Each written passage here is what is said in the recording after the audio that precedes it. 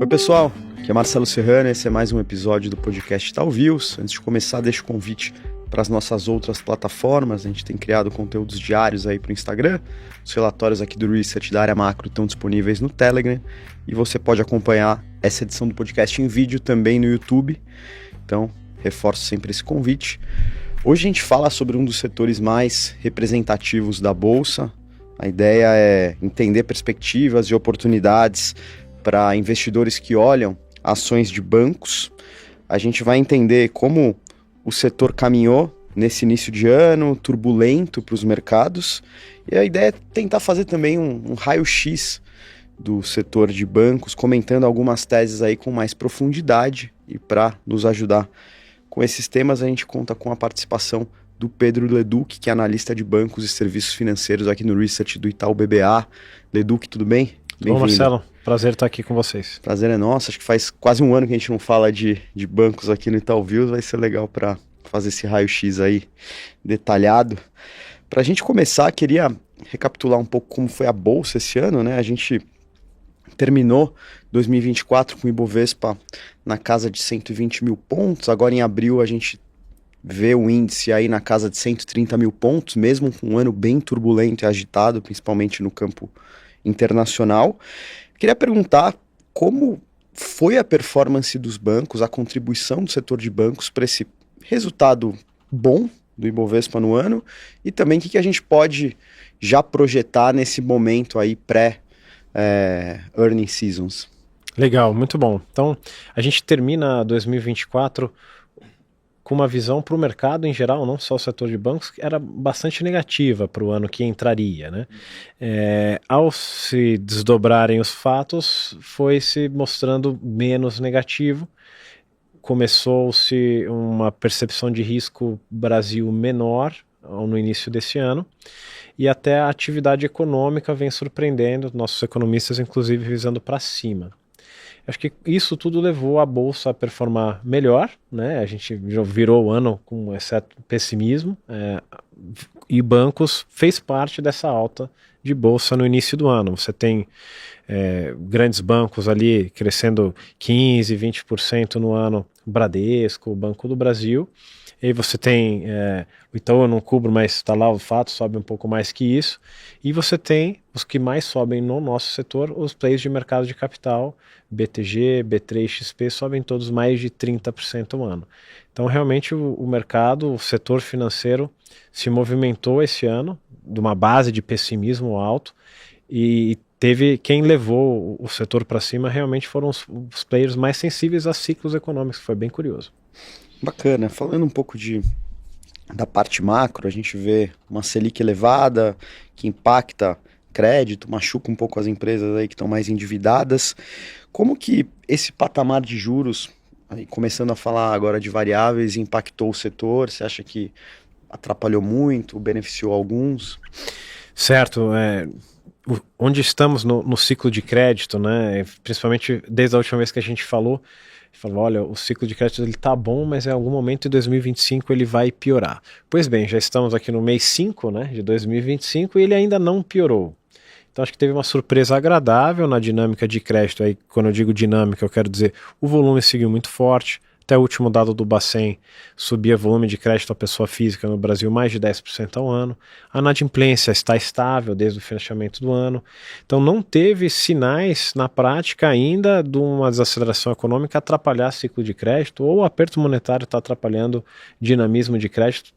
Tem concessões, originações caindo um pouquinho em veículo, caindo em consignado, mas são bem específicos. Acho que no geral, acho que tivemos uma surpresa positiva aí quanto à atividade econômica e barra ciclo de crédito nesse início de ano, tá?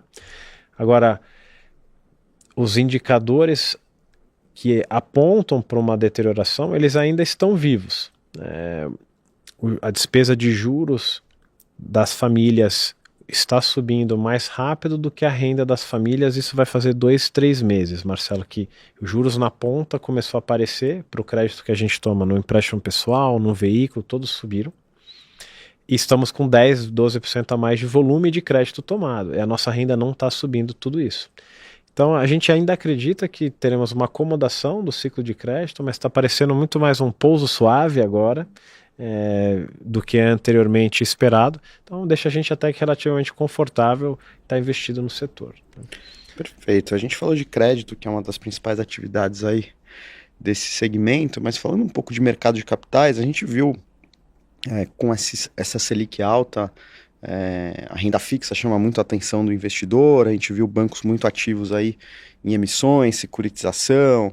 Queria entender como que essa linha de negócios, mercado de capitais como um todo, né, a despeito de equities aí tá mais parado, tem ajudado o resultado dos players, né, e quais têm se destacado, né? Você antecipou um pouco ali isso na tua primeira resposta, mas queria aprofundar esse ponto. Perfeito. Então, mercado de capitais foi um destaque positivo dentro da indústria de serviços financeiros em 2024. A gente teve volumes recordes de emissões de debêntures, CRIs, CRAs, fundos. Então, assim, foi um ano muito pujante para a indústria, beneficiou quem trabalha na parte de originação e estruturação, como os bancos de investimento, como as plataformas que distribuem esses produtos. Todo mundo acho que ganhou com isso. O ano começa mais devagar. 2025, emissões de renda fixa, seja porque o apetite do emissor está menor, porque ele não está tendo... isso até deveria ajudar o cara a querer emitir, mas aí o comprador não quer. O comprador já não está com mais tanta gordura. Os fundos de crédito que vinham tendo aportes ano passado precisavam comprar títulos para arcar com o inflow que eles estavam tendo. Esse ano estão tendo menos, está tendo até um pouco de saída. Então o business de mercado de capitais começa o ano mais difícil, ele ainda está vivo, mas está caindo aí 20%, coisa assim, de uma alta de mais de 40% no passado. Então, ainda deve ser um ano muito bom, encerrando para o mercado de capitais, só não tão forte igual ao ano passado. Agora, a incerteza é a inimiga aqui, né, de atividade de emissões, mas ela é amiga da volatilidade no mercado de equities. Então, quando a gente fala mercado de capitais, no momento a B3 está subindo mais de 30% no ano. Pô, num ano com juros altos, subindo lá fora, a incerteza porque a volatilidade está gerando trocas de portfólio. Então o volume da B3 estava ali 22, 23 bilhões no final do ano, agora em maio está rodando 28 bi, vai, média diária. Claro, está um pouco forte agora, mas tem pedaços da indústria que até estão se beneficiando com isso, essa volatilidade aí, não é de todo mal. Boa. Tentando agora aprofundar em algumas teses, eu queria puxar algumas rodadas aqui de avaliação, começando pelos bancões, né? Queria entender se eu viu aí para Banco do Brasil, Bradesco, Santander, e aqui novamente reforçando que você não cobre Itaú, né? Legal, tá bom. Então, em bancões, a gente tem uma visão até que construtiva para o setor no ano, mas a gente tem dificuldade em expressar isso com os papéis que eu tenho aqui para cobrir. Banco do Brasil, ele está numa atuada até um pouco diferente, um pouco pior do que o resto no que tange a dinâmica de crédito. Ele foi o único banco que a inadimplência subiu em 2024, todos os outros bancos diminuíram. É o terceiro, quarto ano que ele segue carteira muito forte, a rentabilidade não tem acompanhado necessariamente, e esse ano 25 a nossa projeção é que o Banco do Brasil venha cair lucro e diminuir o pagamento de dividendo, inclusive aos acionistas. O dividendo do Banco do Brasil é sempre um atrativo, né? Ele parece 10%, 12% de yield, só que o lucro está caindo e esse payout, né, quanto ele é distribuído, o lucro também tem risco de cair, porque o capital do Banco do Brasil está mais apertado. Então o Banco do Brasil, apesar da gente estar vendo o setor com certo crescimento, ele é destoado, tá? Então o setor é bem macro, mas tem players nos seus momentos distintos. E o Banco do Brasil está digerindo uma carteira renegociada bastante grande, mais alta do que o normal. Isso está custando para ele lucro esse ano. Aí você tem no meio do caminho um Bradesco. A gente está com uma visão mais neutra em Bradesco, porque ele tem seus desafios de médio e longo prazo. O ciclo econômico, por enquanto, o primeiro tri está bom, só que, como eu mencionei antes, ainda devemos ter uma desaceleração de economia e alta de inadimplência no segundo semestre do ano. Então esse resultado que a gente vai observar de Bradesco no primeiro tri talvez não seja sustentável para o resto do ano. O papel não está necessariamente tão barato, mas a gente deixa ele no neutro. O que a gente gosta mais no setor de bancos em específico agora é o Santander Brasil. Ele já está com uma rentabilidade alta, 16, 17 de ROI, vem crescendo carteira pouquinho, 4, 5%, ultra seletivo em que ele cresce. Então se a economia clarear, como eu estava mencionando antes, não desacelerou ainda, mas se realmente ela mudar de uma desaceleração para uma melhora, o Santander está super bem preparado com um tanque cheio, vamos dizer, para capturar isso. E está num valuation muito parecido de Bradesco. Tá? Então, dentre bancões mais cautelosos com o Banco do Brasil, neutros com o Bradesco e mais positivos mesmos com o Santander Brasil. Tem um menorzinho, que se eu posso mencionar, é banco digital, mas você falou bancões, a gente já vai emendar talvez uma próxima, a gente segue muito otimista com o Inter, então estaria mais otimista até que com o Santander.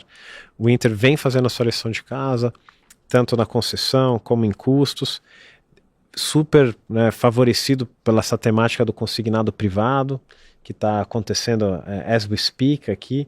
Então o Inter hoje seria o nosso top pick. Ele é uma ação menor do que as outras, mas está indo super bem no ano, a gente espera que vai continuar. Acho que você até antecipou que seria a minha próxima pergunta, que era entrando nesse universo. Acho que por vezes você se mostrou otimista com o Nubank, que muitas vezes é um comparável aí mais claro para a gente olhar com o Inter. Então o Inter parece ser um cavalo melhor nesse momento. E como você tem visto esse segmento aí de new banks, que, enfim, tem uma dinâmica um pouquinho diferente aí dos bancões? Não, perfeito. Eu me emocionei, já fiz um link, porque eu imaginei que você ia pular para essa turma. Hoje não tem como a gente falar de setor de bancos sem falar dos dois grandes digitais que vieram para ficar, tanto o Inter como o Nubank. Não foram daquelas histórias, né, que sumiram, realmente se consolidaram no Brasil e estão muito presentes nos portfólios dos investidores aqui na Faria Lima e fora também, né? Dentre os dois, a gente tem uma preferência clara por Inter. Isso é hoje, né? A gente gosta de ambas as histórias, mas como ação, a gente vê o Inter mais atrativo em termos de valuation, negociando próximo a 1,2 vezes book, com crescimento de lucro esse ano na casa de 40% a 50% projetado. E ele tem uma carteira muito mais segura, ele não tem tanto cartão de crédito, não tem nenhum empréstimo pessoal, caso essa deterioração macro venha a culminar mesmo, ele não seria tão negativamente impactado. E fez bastante bem a sua lição de casa no balanço, ele não está mais sofrendo com alta de Selic igual antigamente sofria, fez a lição de casa bonitinho. Já do Nubank, esse a gente teve no passado positivo, negativo no momento, a gente desde o final do ano passado ele vem apresentando problemas específicos, que não teve nada a ver com o macro. O macro não piorou e o Nubank foi forçado a frear o crescimento de cartão de crédito, principalmente em alguns produtos. Isso machucou a dinâmica de lucro dele. A gente ainda está digerindo isso. O primeiro tri deve ser bastante desafiador ainda para o Nubank. E quando vier o ciclo macro, ele é o mais sensível a ter uma desaceleração, um impacto maior na inadimplência. Então o Nubank a gente vê um crescimento de lucro ainda bom esse ano, é 20%, só que é 20% comparado com mais de 100% que ele vinha crescendo antes e 40% com o Inter e negociando a 5 vezes lucro, a 20 vezes, 20 vezes lucro, 5 o livro. A gente prefere Inter entre os dois, tá? Perfeito. Colocando mais um duelo agora, com um pano de fundo ali daquele tema de mercado de capitais, entre BTG e XP, acho que ambos se expõem tanto na originação quanto na distribuição por meio de suas plataformas. Quem que sai melhor? Quem que se saiu melhor? E como é que você vê o potencial para ambas as ações?